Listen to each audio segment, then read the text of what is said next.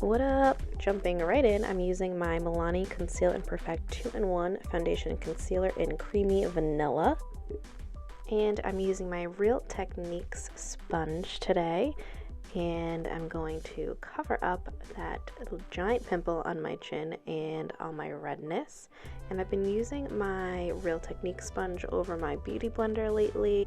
The Real Techniques sponge has a flat side to it, and I really like that for getting under my eyes. And it's also like 1/4 of the price of the beauty blender, so I can have as many of these as I want really and not have to worry about it. So just for the purpose of filming, I didn't use primer today because I'm not going anywhere and my skin is really sensitive right now and I don't want to clog my pores. So I didn't love this foundation the first time I used it. I thought it went on and looked a bit yellow, but as time went on and it had time to oxidize and I blended everything out and got a full face on, I realized that it looked perfectly normal, and it's pretty cheap and it works well, and it has, I would say, medium coverage, and it's buildable, so it kind of works out for whatever you need it to.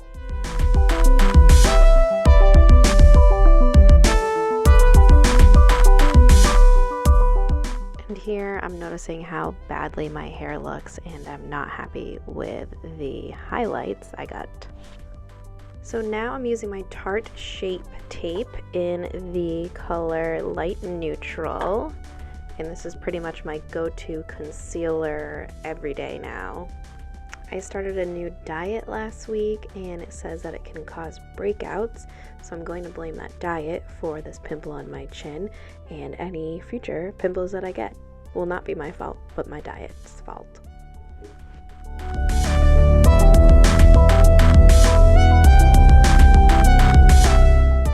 So I'm just hitting any dark circles, obviously underneath my eye that I want to brighten up, and then any other high points of the face that I want to keep brighter than the rest. So I'm going back to the chin just to get the rest of that chin that was not the pimple that I was covering. I'm going to do my forehead later and my nose later.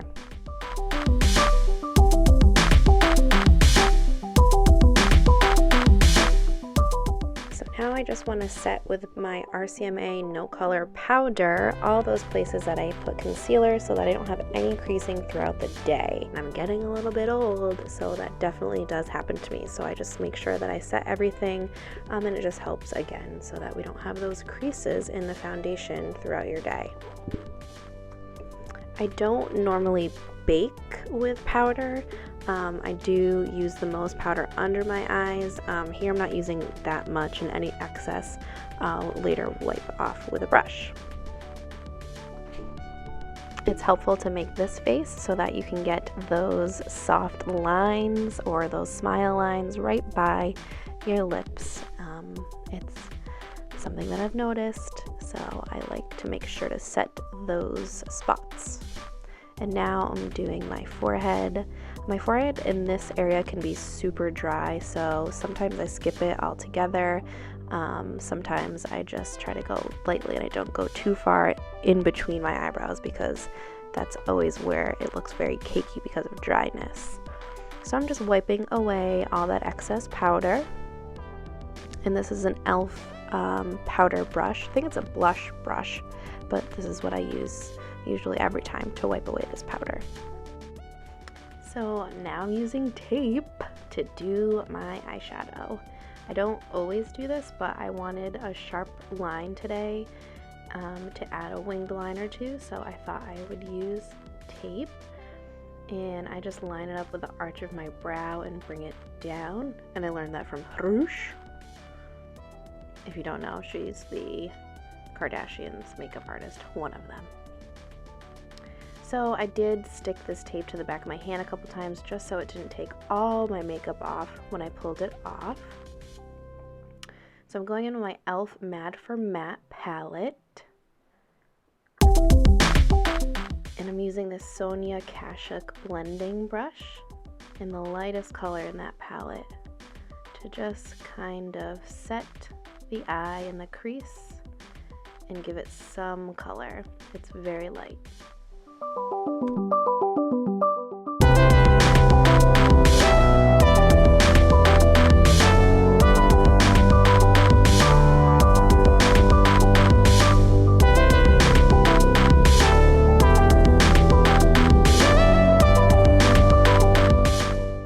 taking this pink shade in the Mad for Matte palette from e.l.f. It's barely pink, it's almost like, you know, a skin color. So I just wanted to go over the previous color with that, just to kind of start building my crease color to have a transition shade for the rest of my shadow. And looking back, I would have gone just a little bit darker in the crease before moving on, but it worked out okay. Now I'm using a Real Techniques blending brush, and it's a bit smaller than that Sonia Kashuk brush, and I'm going to use this to start building more color, just to have a little bit more control right in the center crease area. And I just went in with that kind of camel brown color in that palette. And I'm always starting on the outer edge once I dip my brush in that shadow and put it back to the lid, just because where you first put your brush is where the most color is deposited, and I want it to be on the outer edge and be able to blend that into the inner crease, in the inner eye.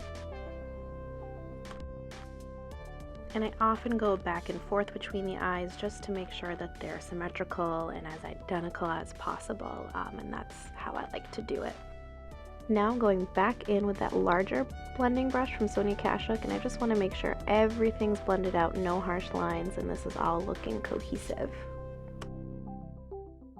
Next, I'm using my Morphe 35 OS palette. It's so pretty, one of my favorites. I'm going to use a synthetic Morphe shadow brush for the lid. And this is a burnt orange shimmer shadow. And these shadows usually go on best with your finger, like just a swipe of your finger on the lid. Most of the color gets deposited that way, but it was working out pretty well with this brush, so I decided to go with it. So with this shadow, I really just want to pat it on the lid, build that color up, make sure we get all that beautiful shimmer and color to be visible. So I'm just using this shade from the inner corner to the center of the lid. And then I'm going to be using some different colors on the outer lid, and you'll see that in just a second. So again, I'm using another shadow brush, but this is from e.l.f. and it's a clean one, and I'm going in with this golden color. It goes on a bit more brown than I had anticipated, so I am going to put this on both lids, and then we're going to go in with another brown to kind of amplify this. It is a really pretty golden smoky color though.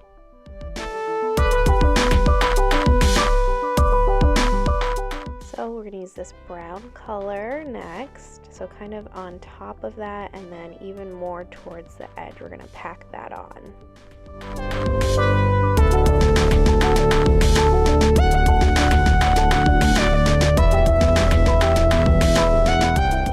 Now I'm taking that smaller Real Techniques blending brush again and just blending out again any harsh lines of the shadow we just created.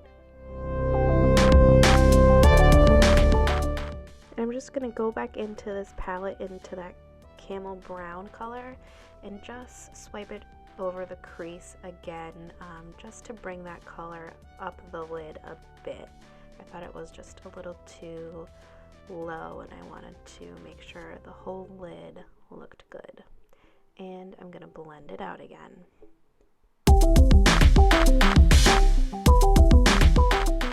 I'm going to go back into that orange one more time just to pat some more on the lid, as some of it did get lost in the blending and the addition of shadow to the crease. So I just want to make sure that it still stands out, and just swipe a little bit more on each lid.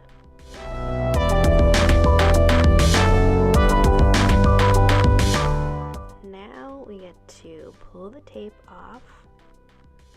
Ooh, look how sharp.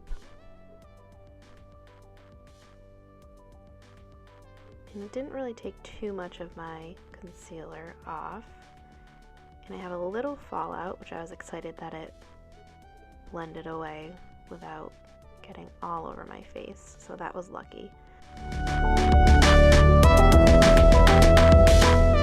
We're going to come back to the eyes, but we're going to work on the face a little bit, and I'm using my Anastasia Beverly Hills Contour Kit, and I'm using that middle brown color. When I have liquid foundation on, I have this thing about using powders. I don't like to swipe them on my face because I feel as if it's moving, you know, the foundation. So I kind of go for this tapping method, and then I'll lightly, you know, try to blend that out as best as possible. It helps to make this kissy face so that you can see where your jawline and cheekbones would be. Now I'm going to just outline that jawbone that we were referencing. You know, if you don't got one, make one. Hopefully this is a temporary issue for me. And I'm just gonna kind of bronze up or contour my forehead. Then take a second to check yourself out. Do you like what you see? Great, move on. Again, going in with my Tarte Shape Tape, and now I'm going to define my nose. And I rarely ever get a straight line down my nose like this. It's usually veering off-road, like curves ahead. And I'm just going to use this end of the Beauty sponge and blend that in. I think contouring my nose has to be one of my least favorite things to do. I feel like no matter how many times I do it, it's never blended out enough, or it still looks crooked to me in pictures, but I try. And I don't think you need to do this every time you do your makeup either, unless you're really into it. So I'm using another e.l.f. brush, and I also use this for shadow underneath my eye, but I like this shape. It's easy to get a thin line. This is the part of the video and of filming where I highly consider getting a nose job. But I won't, because I've seen a nose job on TV and it looks like the most painful thing in the world. That's my #1 reason. I don't want to go through the pain. #2 is I'm working on trying to love myself the way I am.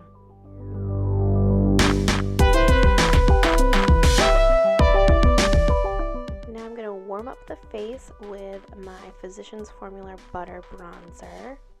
This stuff smells like a vacation. It's amazing. And I'm going to use an e.l.f. powder brush that just broke on me. But it's okay. We're just going to stick it back together. Good as new. Ta-da! And I'm just going to kind of go over the same spots that I contoured, and just again warm up the face and then hit the cheeks a bit more with the bronzer.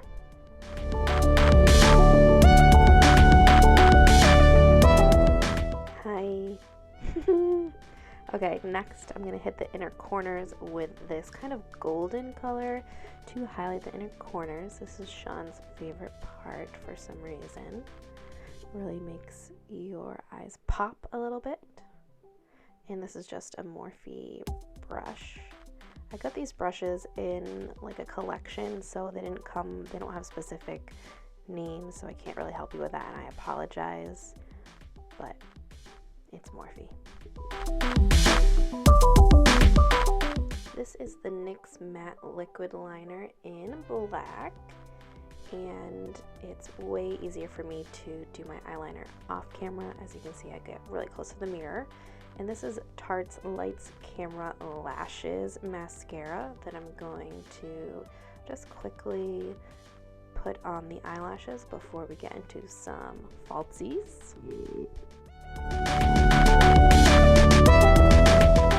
Before we get to the eyelashes, I'm just going to put shadow underneath my eye to kind of line that and give it some color. So I'm going in with that brown shadow that I actually used on the lid, and I'm using the same brush that I used to contour my nose. And no, I did not clean it because they're both brown, so who cares? And again, I'm going to use that blending brush from Real Techniques and use that goldish brown color and just again go underneath the eyes. And you can smoke it out a lot more if you want. I just don't typically like that on myself.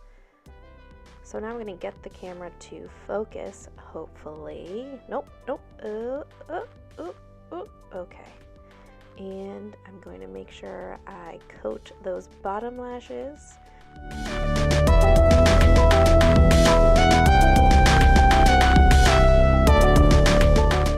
So I couldn't decide which lashes to use, so I'm just placing them on my eyes to see which I prefer. I actually went with a second pair, and I wish I did the first one because you can see how pretty they look in comparison. Ugh, I don't know what I was thinking. So I'm using this House of Lashes eyelash glue, and I just pop them on off camera because it's really difficult for me to do on camera.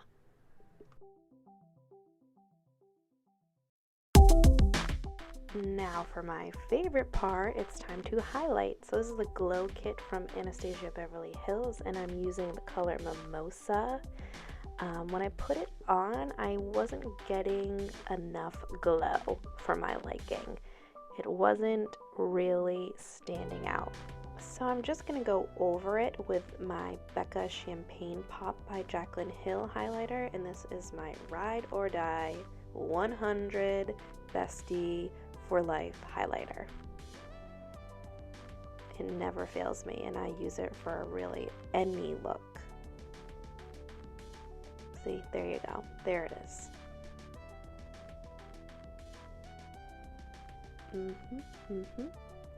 And I'm gonna hit the Cupid's bow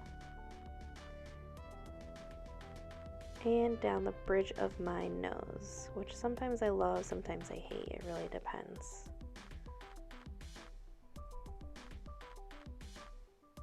And I'm just gonna do a little right underneath my brow, just to make that pop.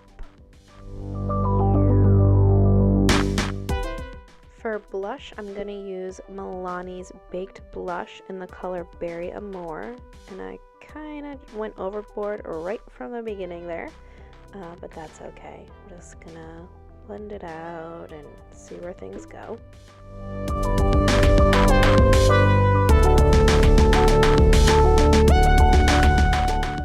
For my lips, I'm using Colourpop's Liquid Lipstick. And this came in like a mini pack of 4 or 5 of them, and unfortunately the color has rubbed off the tube. There is a number on the bottom and it's 05. I will try to look into it and find out an exact color, but sorry. So when this dries, it does get a bit darker, kind of more brown, so I thought it'd be a good match. I did really like this look without a colored lipstick, so I think maybe a nude lipstick or a nude gloss would look equally as pretty.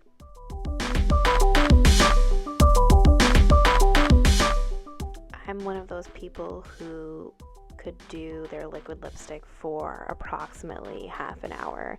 When I see people on YouTube do it in 2 seconds, I'm amazed and so jealous. Most days I wipe it all off and start over again multiple times.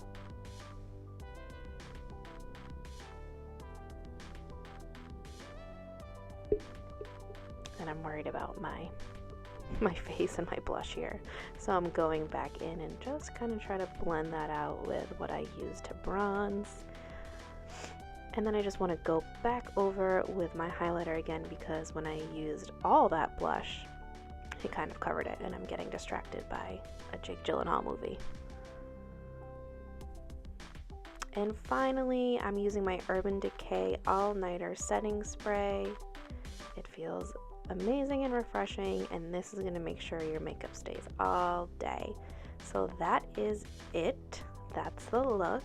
And now I'm going to do a bunch of these silly poses and try to look pretty and cute. And I am usually just so uncomfortable doing them, but just so you can get the full look. So I'll leave all the product details in the comments down below. and I'll try to link as many of them as possible.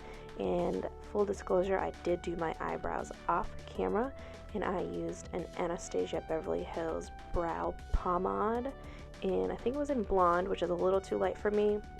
So then I actually used a color from my e.l.f. Matte for Matte palette to kind of darken them up, and I'll link all that information down below.